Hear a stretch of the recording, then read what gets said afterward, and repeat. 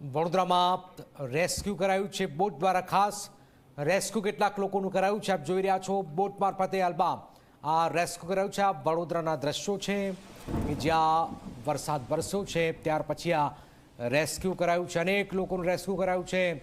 આપણા આ જાંબાઝ જવાનો છે જે લોકોનું રેસ્ક્યુ કરી રહ્યા છે।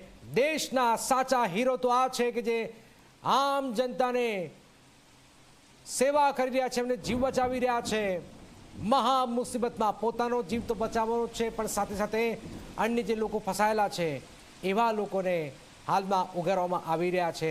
તો આપણા જાંબાઝ જવાનો આપ જોઈ રહ્યા છો।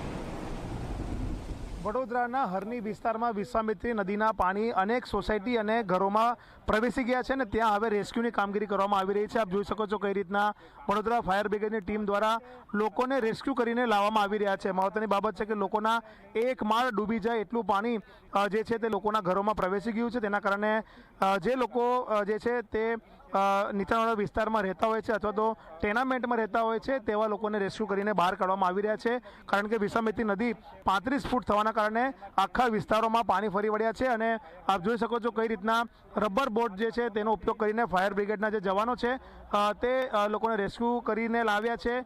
લાઈવ જેકેટ્સ જે છે તે લોકોએ પહેર્યા છે। જે રીતના હું જે દ્રશ્યો તમને બતાવી રહ્યો છું તે દ્રશ્યો હરની વિસ્તારના છે અને ત્યાંથી હરની વિસ્તારના જે લોકો છે તેમને રેસ્ક્યુ કરીને જે બહાર છે તે લાવવામાં આવી રહ્યા છે।